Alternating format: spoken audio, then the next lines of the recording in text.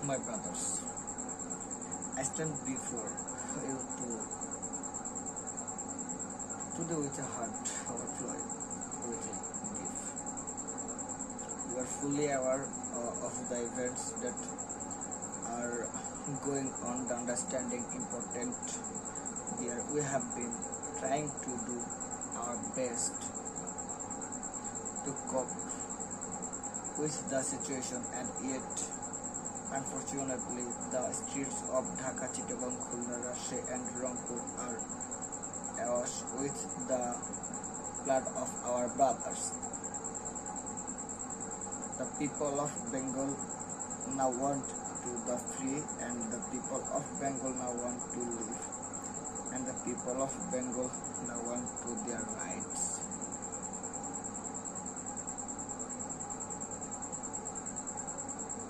What we have done that was wrong. After the elections, the people of Bangladesh voted as on for me, for the Amri League. We were to sit in the National Assembly, drafted constitution for ourselves. There are built our country. The people of this land would nearby get economic, political and cultural freedom. But it is with regret that I have to report to you today that we have passed through 23 traffic years. Bengal histories of this year is full of stories of influencing on our people of bloodshed. By them replied 23 years of a history of man and woman in agony. The history of Bengal is the history of people who loved, repatriated their highways, Simmons with the victors in the elections of 1954. They could not form a government then. I am 1958. I can declare material law to insolve us for the next 10 years. In 1966, when we launched the 6-point movement, our boys were shot dead on 7 June. When after the movement of 1969, Ayub Khan fell from power, all Shah Khan assumed the reins of government. That declared that we would give us a constitution and restore democracy. We listened to him. Then a lot has happened since, and elections have taken place. I have met President Yahya Khan. I have made a request to him, not only on behalf of Bengal, but also as the leader of the party which has the majority in Pakistan. I said to him, I must hold the session of the National Assemblies of 15 January, but he did not listen to me. He listened to Mr. Bhutto instead. At first, he said that the meeting would take place in the first week of March. We said fine, we will be taking our seats in the assembly then. I said we will carry out our discuss in the assembly. I went so far as to say that if anyone come up with an offer that was just even true, we were the majority, would agree to the offer. Mr. Bhutto, come here. He carried our discussions with us. He had said that his doors of negotiation had not been shut, and that there would be further negotiations. I then had talked with our leaders. I said to them, come and sit down with us. Let's create a come and sit down with us. Let's create a constitution for themselves through discussion. But Mr. Bhutto declared that if West Pakistani member come here, the assembly would end up as a slaughter house. He claimed that, however, came here would be struggled. He said that if anyone showed up here, all shops from Peshawar and Karachi should be shut down.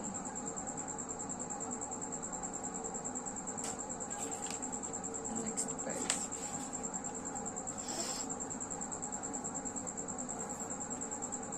I declared that the assembly would continue to meet, but suddenly on the 1st of March, the assembly was shut down.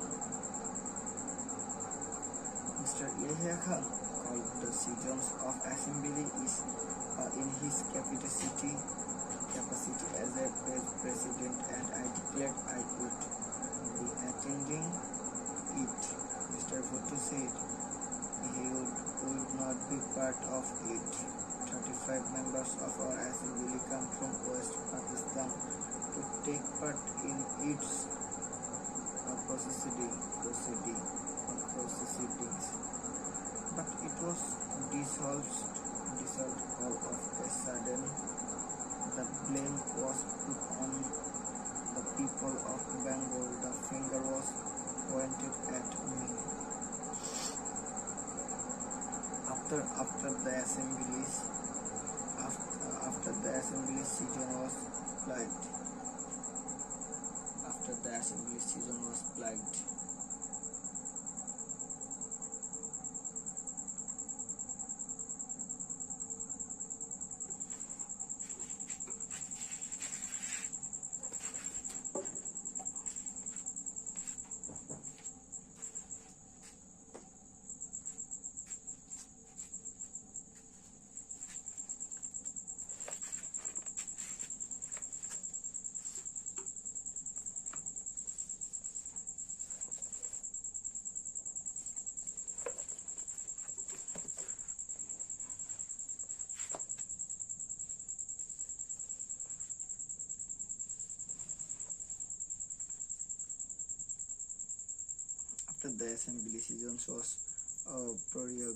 the people of the country protest.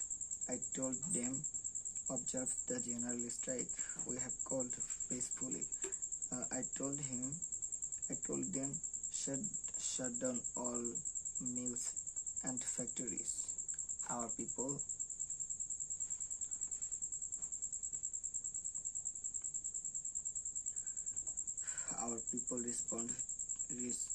responded to my call. They came to the streets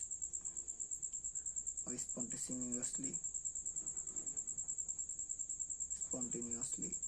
They expressed their firm determination to carry out the struggle peacefully. What have we got in return? Those who brought arms with our money to defend us from external enemies are now using those arms on the poor. The architect, the down-to-red people of the land, bullets are being aimed at their hearts. We constitute the majority in Pakistan, but whenever we Bengalis have tried to empower, they have used force on us. I have had a talk with Mr. Yahya Khan. I told him, Mr. Yahya, you are the president of Pakistan. Come and observe how the poor people of my country are being moved down with bullets. Come and see how our mothers are being deprived of their children, how my people are being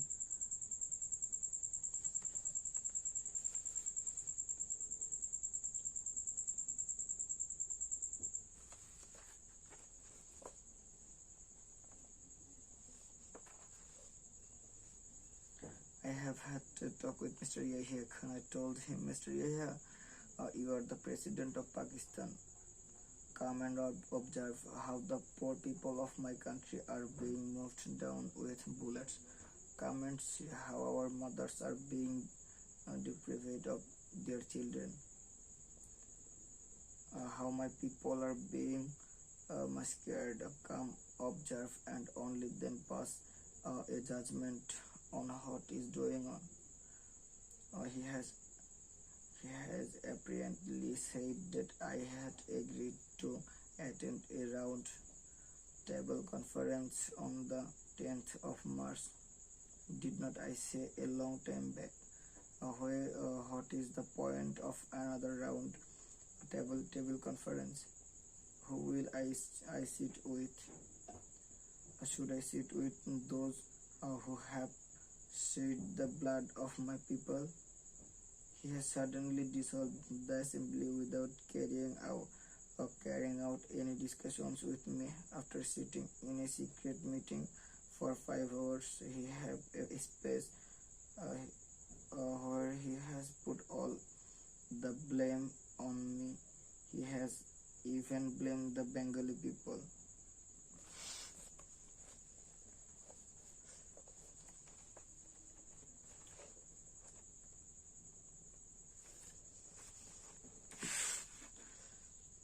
Oh, my brothers, the assembly has been cancelled. The assembly has been called info.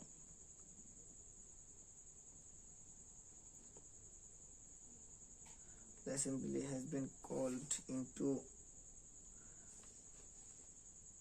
sessions on the 25th of March, but the blood supplied on our streets has on yet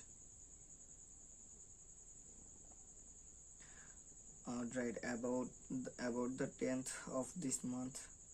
I have told them Mujibur Rahman won't join the round table conference because that would means that because that would mean wedding over the blood that has been shed. Although you have called the assembly into session, you will have to listen to my demands first. You will have to withdraw material law. You will have to return all army personnel to their barracks. You will have to investigation the way our people have been murdered, and you will have to transfer power to the responsibilities of the people. It is only then that I will decide whether we will fake our seats in the assembly or not. I don't want the prime minister office. We want the people of this country to have their rights. I want to state clearly that from this day Bangladeshi courts, mega institutions, government office and educational institutions will be shut down indefinitely, so that the poor don't have to shut down indefinitely suffer, so that my people don't have a go to throw hardship. All people thinks we will exempt from the general strike from tomorrow. Rickshaws, horses, carriages, trains and lunches will be allowed to move. Only the secretariat, the Supreme Court, the High Court, Judge Court and semi-governmental organizations such as WPDA will not be allowed to salaries if their salaries are not paid, if another bullet is fired.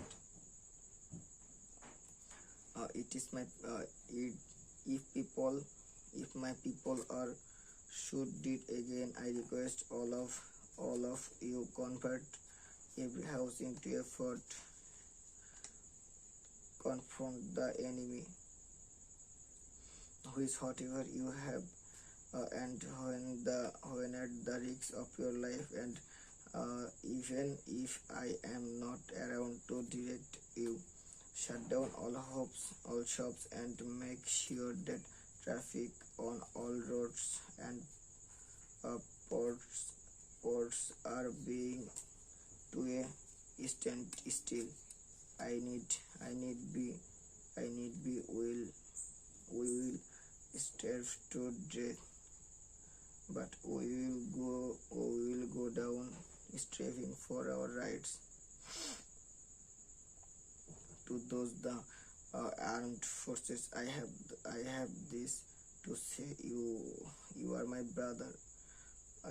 Stay in your breaks, and no one will bother you. But don't try again to aim your bullets at our chest. You cannot suppress 70 million people forever. Since we have learned to sacrifice ourselves, no one can suppress us anymore. And as for our martyrs and those who have been rounded, we in the Army League will do everything we can to assist them and their loved ones. If you have the means, please give that little you can to our relief committee, to owners of factories whose workers had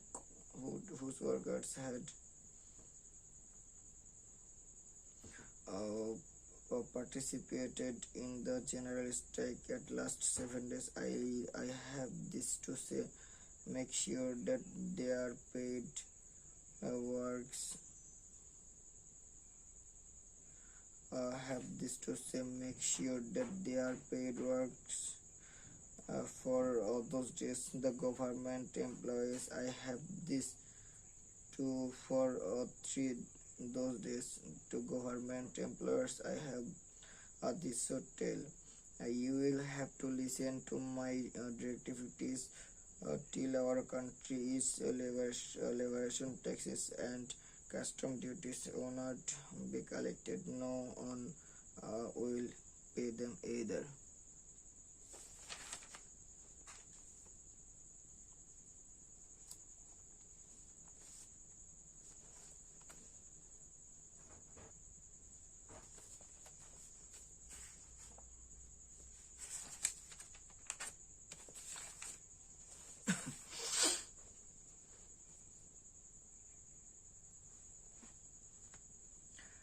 Remember, the enemies amidst us to create chaos and confusions, to create anarchy and tumult in our Bengal Hindus and Muslim Bangladesh and non-Bengalis are all brother. We are responsible for their safety. Let us not train ourselves in any way. Remember, those of you who work for radio and television, if the people running the radio stations are not ready to listen to us, no Bengali will report for work. Their banks will be open for 2 hours every day, so that people can collect their salaries. But we won't allow even a single paisa to be transferred from East Bengal to West Pakistan. Telephones or telegram service will continue as before is our East Bengal. If we have to transmit news abroad, you will see to that. But if any attempt is made to exterminate our people, all Bengalis must take appropriate action. From revolutionary community under the leadership of the Awami League in the every village, every community, be prepared to act with whatever you have In your processions, remember since we have already had to shed blood, we'll have to shed a lot more of it by the grace of God. However, we will able to liberate the people of this land. The struggle is time, is a struggle for freedom. The struggle is time, a struggle of enemy, emancipation.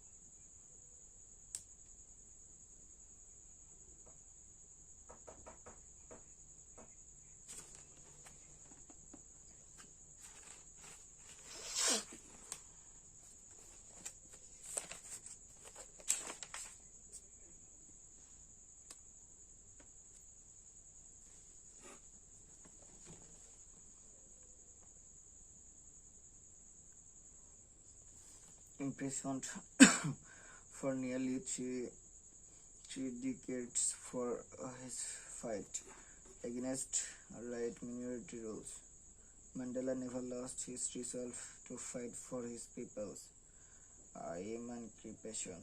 He was determined to bring down apartheid while avoiding a civil war. His presentive and charisma helped him win the support of the world. I hate race discrimination most intensely and in all its manifestations. I have fought it all during my life. I will fight in now and will do so until the end of my days. Mandela said in his acceptance acceptance space on becoming South Africa's first black president in 1994. The time of the healing of the hundreds has come. The moment of breeze has just much that divide us has come. We have at last achieved our political emancipation. In 1993, Mandela was awarded in Nobel Peace Prize and honored the shared with F.W. de Klerk, the white African leader who had freed him from prison there years earlier and negotiated and the end of apartheid. Mandela went on to play a prominent role on the world stage as an advocate of human dignity in the face of challenges ranging from political repressions in AIDS. The formally left public in the June 2004 before his eighth birthday, telling his adoring countrymen, "Don't call me, I will call you." But he remained one of the world's most revered people figures, combining celebrating sparkling with an unwavering message of freedom, respect, and human rights.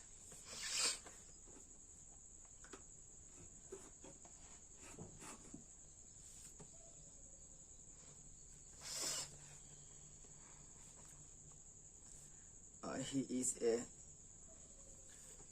the epicenter of our time, ours in South Africa and younger wherever you are. Nada in Gordimer in South African writer and Nobel lectured for literations on remarked.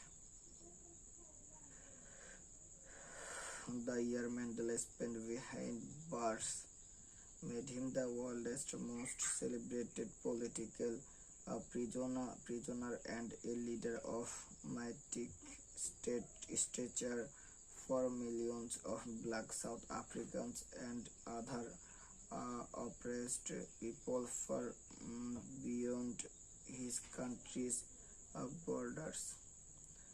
Changed with capital offense in the 1963 Rivonia trial, his statement from the dock was his political testimony.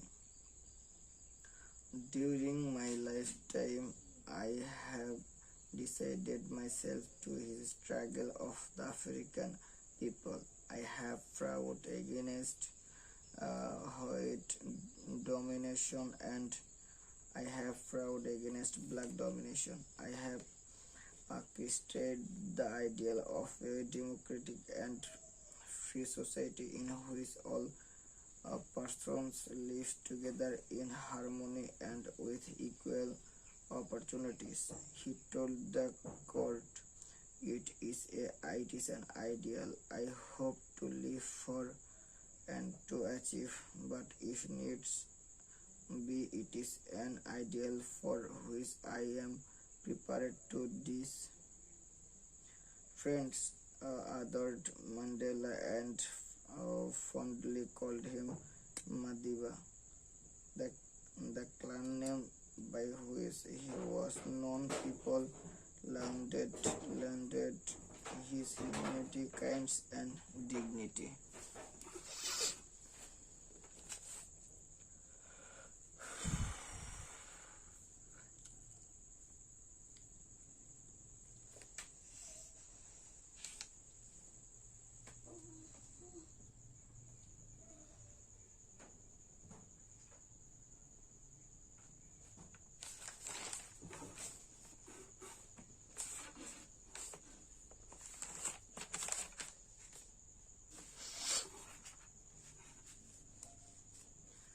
We human beings tend to forget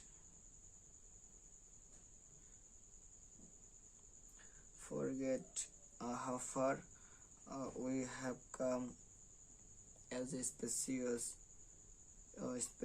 in a relatively short period of time.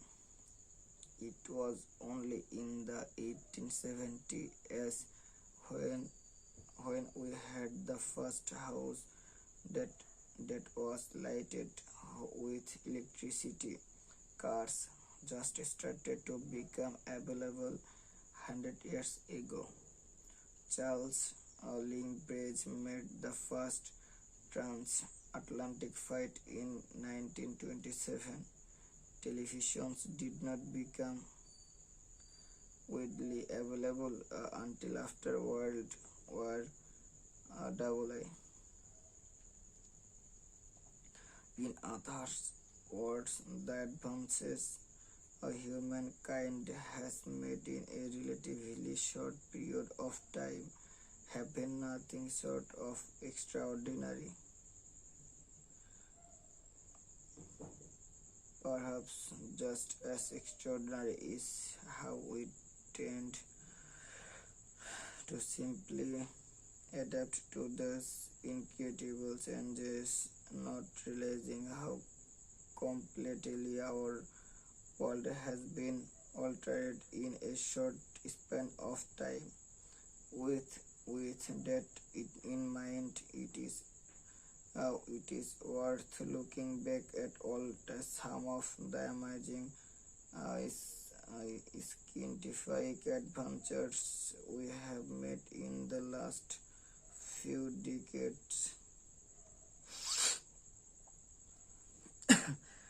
The article There is nothing that piques the interest of a human being quite as much as the prospect of living a longer life. Uh, Implanting a person with an artificial heart in 1982 was an extraordinary step towards increasing the human lifespan. A Seattle-based dentist, Dr. Barney Clark, was the first person implanted with the Jarvik 7 and artificial heart intended to last a lifetime. The Jarvik was designed by Robert Jarvik. Though the patient survived on 12 days. It was a huge step toward the development of heart transplant surgery. On the more advanced versions of artificial organs will likely allow us to live much longer and more productive lives. When we get there, we will owe a lot to Robert Jarvik's artificial heart.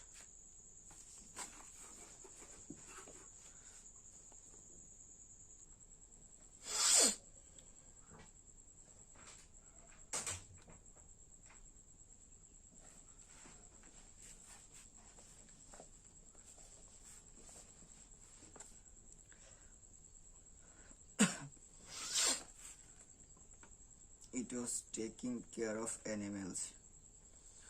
He explained. Oh, I said, not quite understanding. Yes, he said, I stayed you. See, taking care of animals. I was the last one to leave the town of San Carlos. He did not look like a shepherd nor a herdsman, and I looked at his black dusty clothes and his grey dusty face in his still rhymed spectacled, and said that animals were the various animals, he said, and shook his head. I have to leave them. I was watching the bridge and the African-looking country of the Ebro Delta and wondering how long now I would not before we would see the enemy. The listening all the while for the first noise that would signal that for my mysterious event called contact, and the old man still sit there. What animals were they? I asked. There were three animals or categories altogether, he explained. There were two goats and a cat, and then there were four pairs of pigeons. And you had to leave them, I asked. As because of artificially, the caption told me to go because of the artillery, and you have no family, I asked, watching the far end of the bridge where I feel lost cards, or hearing down the people of the bank.